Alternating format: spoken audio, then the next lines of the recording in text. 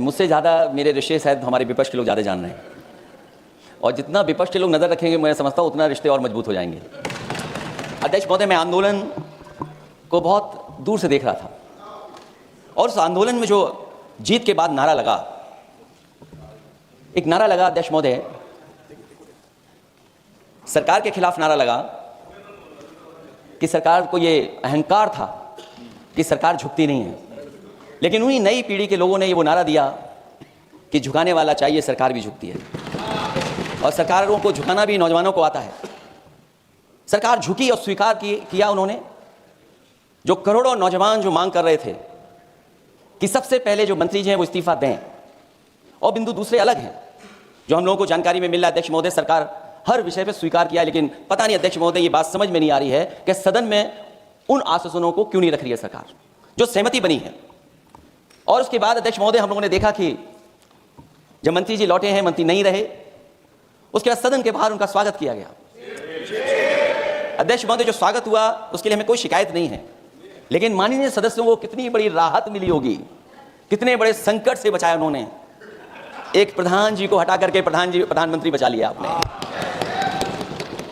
और ऐसा अध्यक्ष महोदय आंदोलन किसी ने नहीं देखा जिस आंदोलन में नई पीढ़ी के लोग, कम उम्र के लोग निकल करके आ गए, और जो नारे दिए गए। ये सरकार पिछले कई वर्षों से नकारात्मक प्रचार पर टिकी हुई थी, नकारात्मक राजनीति करती थी, और न जाने कितने हजार करोड़ रुपए खर्च किए होंगे सरकार ने नकारात्मक राजनीति के लिए।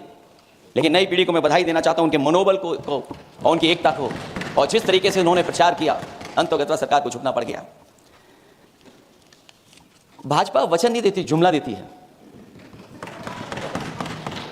तो मुझे उम्मीद है कि सभी युवा नौजवानों का जो मांग की है उन्होंने, उन सभी मांगों को सरकार स्वीकार करेगी। और सरकार ये भी स्वीकार कर लिया होगा कि कोई दल मजाक मजाक में बना तो कितनी बड़ा दल बन गया। जो कोई चीज मजाक से शुरू हुई वो कितना सीरियस हो गई, और इतना सीरियस हुई कि हमारी सरकार लोकतांत्रिक हो गई कि जो उनको धरने पे बैठने दिया। सरकार लोकतांत्रिक थी कि उन्हें धरने पर बैठने दिया। हमने वो भी समय देखा है कि जहां पर धरने पर नहीं बैठने दिया, वर्षों वर्ष लोग बैठे रहे धरने पर, उनकी सुनी नहीं गई। इसी दिल्ली को घेरा था किसानों ने, और सरकार को लगा कि चुनाव आ गया तो सरकार ने तीनों काले कानून वापस ले लिए। जब सरकार घबरा जाती है, डर जाती है, तो सरकार स्वीकार कर लेती है। इसीलिए वो नारा मुझे अक्सर याद आता है कि झुकाने वाला चाहिए, सरकार भी झुकती है। जो विषय लाया गया है कि prevention of unlawful means act, सरकार को कम से कम ये बताना चाहिए था कि 2024 में जब ये लेकर के आए थे तो आज 2026 में कैसे पेपर लीक हो। और केवल गिनती के 1-2 पेपर लीक नहीं हुए, ये ऐसा आंदोलन रहा जिसमें मां बाप और नई पीढ़ी के लोग सब जुड़ गए। अगर हम ये माने कि 20 लाख बच्चों ने परीक्षा लिखी थी और उनके घर परिवार के सदस्यों को हम इसमें जोड़ दें, दादा दादी, माँ बाप और परिवार का कोई सदस्य, तो 5 लोग प्रभावित थे, और 5 गुना 20, 1 करोड़ लोग नाराज हुए सरकार से। और अक्सर हम पॉलिटिकल लोग हैं, हम लोग जानते हैं जब कभी आंदोलन करते हैं तो कितनी तैयारी करानी पड़ती है, गाड़ियों का इंतजाम, खाने का इंतजाम और इंतजाम। लेकिन ये पहला आंदोलन देखा कि जिसमें माँ बाप भी जुड़ गए और कहा कि जाओ बच्चों आंदोलन करो, हम आपके साथ हैं। ये पहला आंदोलन ऐसा देखने को मिला है, और केवल दिल्ली में नहीं हुआ ये, केवल दिल्ली में नहीं हुआ ये। अगर ये बात गलत है, अगर ये बात अध्यक्ष महोदय गलत लग रही है, तो देश के होम मिनिस्टर साहब को ले आइए, वो सब एक्सप्लेन कर देंगे। पहला आंदोलन जिसमें माँ बाप ने साथ दिया, क्योंकि परीक्षा से कितना दुखी हैं लोग। ये जो परीक्षाएं लीक हुई हैं, कई महीनों पहले ये किताब बना दी थी।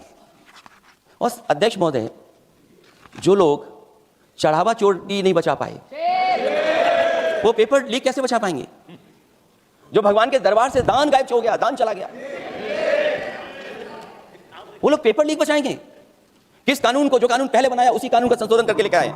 किसकी आंखों में आप धूल झोंक रहे हैं? और अगर कानून से बच रहा होता तो भाजपा की 10 साल की सरकार में 20 परीक्षाएं कैसे लीक हो गई? 20 परीक्षाएं लीक हुई अध्यक्ष महोदय, जिसमें कोर्ट तक जाना पड़ा, उसके बाद परीक्षा रद्द हुई है। दरोगा भर्ती का पेपर लीक हो गया, जूनियर इंजीनियरिंग का भर्ती का पेपर लीक हो गया, ग्राम विकास पंचायत अधिकारी का परीक्षा लीक हो गया, नलकूप चालक भर्ती का, यूपी टीटी का परीक्षा लीक हुआ, और एक बार नहीं हुआ 3 बार पेपर लीक हुआ यूपी टेट का। हाई स्कूल बोर्ड का परीक्षा लीक कर दिया, इंटरमीडिएट की बोर्ड की परीक्षा लीक हुई, इंटरमीडिएट का फिर परीक्षा का लीक हुआ, कई बार हुई। सिपाही भर्ती लीक हुई। आप सोचिए कितनी परीक्षा लीक हुई हैं। और नीट परीक्षा कोई पहली बार लीक नहीं हुई, दोबारा लीक हो गई, कानून बनने के बाद लीक हुई। सहायक प्रोफेसर भर्ती लीक है, लेखपाल भर्ती लीक हुई। यूपी जैसे स्टेट जो सबसे बड़ा स्टेट है, जहां से प्रधानमंत्री चुन करके आते हो, वहां तक पेपर लीक हो जा रहा है। और जो संस्था परीक्षा एग्जामिनेशन करा रही है, वो एनटीए में भी आउटसोर्स कर दिया आपने। हम विपक्ष के लोगों को तो डर ये लगता है अध्यक्ष महोदय, कहीं ऐसा ना हो कि ये पूरी सरकार को आउटसोर्स कर दें। जो सबसे विश्वसनीय संस्था है, उसमें आउटसोर्स पे आपने कर्मचारी को रखा हुआ है। किस बात की जवाबदेही है? यही अकाउंटेबिलिटी है आपकी? कहीं अकाउंटेबिलिटी ये तो नहीं है, आप अकाउंटेबिलिटी को ये कहीं समझ बैठे हो कि अकाउंट को भर दे वो एबिलिटी वाला ही हमें चाहिए? कहीं वो अकाउंटेबिलिटी तो नहीं है? आप बताइए, एनटीए को आउटसोर्स किया हुआ है आपने। जिस संस्था की जिम्मेदारी है महत्वपूर्ण परीक्षा कराने की, उसमें सब आउटसोर्स। और ये सच कहा कि कांग्रेस पार्टी के हमारे सदस्य ने मांग की है कि वो हम लोगों को पता होना चाहिए आखिरकार कौन लोग थे जो आउटसोर्स होकर के बैठ करके परीक्षा में इस तरह की घोटाला कर रहे थे। आखिरकार जवाबदेही क्या है, किसकी थी? और फिर केवल नीट की परीक्षा की बात करें और परीक्षाओं की बात करें, अगर हम अध्यक्ष महोदय, जब से सरकार बनी है तब से सरकार की कोशिश है कि शिक्षा, परीक्षा और यूनिवर्सिटी का ताना बाना पूरा ध्वस्त हो जाए, उसको एक रंगी बना दें हम, उसमें अंडरग्राउंड अनरजिस्टर्ड लोग शामिल हो जाएं। ये पिछले जब से भारतीय जनता पार्टी की सरकार आई है तब से हो रहा है। और फिर शुरुआत कहां से होती है? क्योंकि आप नहीं चाहते कि देश के गरीब लोग पढ़ें लिखें आगे बढ़ें। सरकार ने सबसे पहले हमला किया प्राइमरी स्कूल पर। और प्राइमरी स्कूल कितने बंद किए हैं आपने? जहां से बच्चे की शिक्षा की यात्रा शुरू होती है। एक गरीब परिवार का बेटा, बच्चे कहां से पढ़ करके निकलते हैं? सबसे पहले प्राथमिक शिक्षा सरकारी स्कूलों से पढ़ करके निकलते हैं। हमारे बहुत सारे माननीय सदस्य होंगे, वो उन्हीं प्राथमिक विद्यालयों से पढ़ करके आज इस सदन तक पहुंचे होंगे। आपने सबसे पहले स्कूलों पे हमला किया और प्राइमरी से लेकर के नौकरी तक पे आपने हमला किया है। युवाओं के भविष्य पर आपने चोट पहुंचाने का काम किया है। और जो प्राइमरी स्कूल जो आपने बंद किए हैं, वो इसीलिए बंद किए हैं आपने कि पिछड़े, दलित और गरीब के वर्ग के परिवारों के बच्चे पढ़ लिख न जाएं। क्योंकि आज भी अगर हम देखते हैं प्राइमरी स्कूल में कौन पढ़ने जा रहा है? सबसे समाज के गरीब परिवार के बच्चे पढ़ करने जा रहे हैं।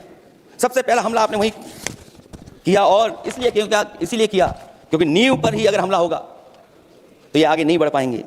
जो आंकड़े सरकार के बताए गए हैं, 1 लाख से ज्यादा सरकारी प्राइमरी स्कूल बंद कर दिए सरकार ने। और अगर ये बात गलत है तो हमें उम्मीद है सरकार इस पर भी जवाब देगी।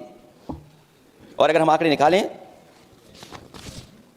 तो जो आंकड़े दिखाई दे रहे हैं, यूपी में सबसे ज्यादा प्राइमरी स्कूल बंद हुए हैं। और ये सरकार की आंकड़े हैं कि 7 लाख से ऊपर विद्यालय थे जो अब 6 लाख रह गए हैं। और यूपी में तो सबसे ज्यादा बंद हुए हैं। उत्तर प्रदेश में 26,386 सरकारी प्राइमरी स्कूल बंद कर दिए सरकार ने। और केवल प्राइमरी स्कूल बंद नहीं किए हैं, नौकरी पे भी हमला किया है। 69,000 शिक्षक भर्ती को लेकर के बड़े पैमाने पर घोटाला किया गया। और घोटाला इतना बड़ा है कि वो सभी कोर्टों में गए हैं और पिछले कई वर्षों से आंदोलन कर रहे हैं। कोई स्थान नहीं बचा अध्यक्ष महोदय जहां पर वो शिक्षक भर्ती के लोग न गए हों।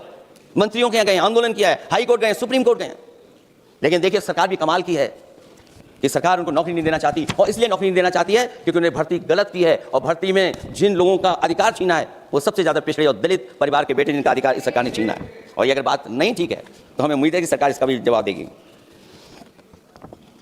माध्यमिक स्कूलों को भी बंद किया जा रहा है और बड़े पैमाने पर स्कूल बंद हुए हैं। और जो बोर्ड की परीक्षाएं लीक हुई हैं, पूरे देश में बड़े पैमाने पर बोर्ड परीक्षाओं के पेपर लीक किए गए हैं। अध्यक्ष महोदय, हम जानना चाहते हैं कि आखिरकार 10वीं और 12वीं के पेपर लीक क्यों हुए हैं? 10वीं और 12वीं के पेपर लीक क्यों हुए हैं?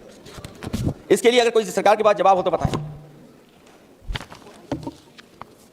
और जो बच्चों ने जान दी है नीट की परीक्षा में, जब परीक्षा का पेपर लीक हो गया है, अध्यक्ष महोदय, मैं अपनी तरफ से, पार्टी की तरफ से और सभी की तरफ से उन्हें श्रद्धांजलि देता हूं। और हमें उम्मीद है कि सरकार उन बच्चों की मांग मानेगी जिन बच्चों ने ये शर्त रखी है कि उनके परिवार के लोगों को 1 करोड़ मुआवजा दिया जाए।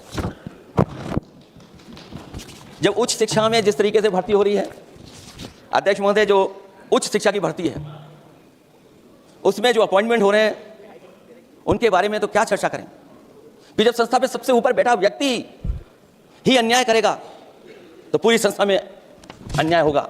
जब से ये सरकार आई है, जो बड़ी बड़ी संस्थाएं हैं उन सब संस्थाओं में एक रंगी लोगों को बैठा करके उन संस्थाओं को ध्वस्त करने का काम कर रहे हैं। और न केवल उन संस्थाओं को खराब कर रहे हैं बल्कि अध्यक्ष महोदय, उत्तर प्रदेश में एक स्वतंत्र सेनानी, उनके नाम पर यूनिवर्सिटी बनी, मौलाना जवाहर यूनिवर्सिटी। यूनिवर्सिटी बनकर के तैयार हो गई। इन्होंने कोई सरकारी यूनिवर्सिटी नहीं बनाई, और अगर कोई प्राइवेट यूनिवर्सिटी बन भी गई है तो उसको भी हथौड़ा लेकर के तोड़ने की तैयारी कर रही है लोग। ये नफरत की राजनीति कहां लेकर के पहुंचा देगी। और जब से बीजेपी की सरकार आई है तब से नफरत की राजनीति और दूसरे लोगों के साथ किस तरह का व्यवहार हो रहा है, उन्हें कहीं भी न्याय तक नहीं दिला पाई सरकार। और जब नौकरी की बात आ जाए तो अध्यक्ष महोदय, अग्निवीर भर्ती में भी जो हर साल में कितनी भर्ती होती थी, कभी 80,000 भर्ती हुआ करती थी, अब भर्ती केवल 10,000 हो पा रही है। आखिरकार अध्यक्ष महोदय, सरकार नौजवानों की पढ़ाई और नौकरी पे हमला क्यों कर रही है, और नौकरी पे हमला क्यों हो रहा है? जब आप ये कहते हैं कि हमारे नौजवान हमारी डेमोग्राफिक डिविडेंड बन करके आए हैं, कहीं यही नौजवान हमारी आपदा न बन जाए, इसके बारे में भी सरकार को सोचना चाहिए। और मैं ये जरूर कहना चाहता हूं कि अध्यक्ष महोदय, अगर शिक्षा अच्छी होगी, परीक्षा सच्ची होगी, तो तरक्की भी पक्की होगी। और ये तरक्की नहीं चाहते हैं, इसीलिए शिक्षा पर और परीक्षा पर हमला कर रहे हैं। मैं इन्हीं शब्दों के साथ अध्यक्ष महोदय आपका धन्यवाद देता हूं। और जो बिल लेकर के आए हैं आप, बिल तो 24 में भी लेकर के आए थे, जो 24 में बिल लेकर के आए तो उसके बाद नीट परीक्षा का पेपर लीक क्यों हो गया, ये आप बता देना मंत्री जी। आपको एक कानून बनाने के बाद दूसरा कानून बनाना पड़ रहा है, क्या वजह है? और आपको मंत्री जी का स्वागत इसलिए करना पड़ रहा है कि आपको संकट से बचा लिया। और अगर अखिलेश जी तो समाजवादी है, मैं पूछना चाहता हूं कि छात्रों का आंदोलन के बाद सरकार उनका बात सुन के पार्लियामेंट में बिल लेके आता है, ये अच्छा है, या जो आंदोलन होता है तो उसको कुचलने के लिए देश में इमरजेंसी लगा देता है, वो अच्छा है? बता दीजिए। अध्यक्ष महोदय, मैं इमरजेंसी को तो नहीं देखा हूं, लेकिन इमरजेंसी में क्या क्या हुआ है वो अभी दिल्ली की राजधानी में भी देखने को मिल गया। आंसू के गैस के गोले और लकड़ी में लगा हुआ कुछ कील का और कांटे की चीजें, उस समय करंट नहीं लगाया जाता था, इस बार करंट लगाया गया। तो ये इमरजेंसी के बराबर ही हुआ है हमला, कम नहीं है। इमरजेंसी से कम अन्याय नहीं कर रहे हैं आप लोग। और याद करिए अध्यक्ष महोदय, अगर इमरजेंसी इन्हें याद आ गई है, अगर इमरजेंसी अध्यक्ष महोदय इन्हें याद आ गई है, तो इमरजेंसी के बाद भी परिवर्तन हुआ था, और हमें भरोसा है कि इसके बाद भी परिवर्तन होगा। और अध्यक्ष महोदय, मैं आखिरी में कहना चाहता हूं, कानून से नहीं, नियत साफ होगी तब नीट का परीक्षा साफ होगी। सवाल कानून का नहीं है, आपकी नियत साफ नहीं है।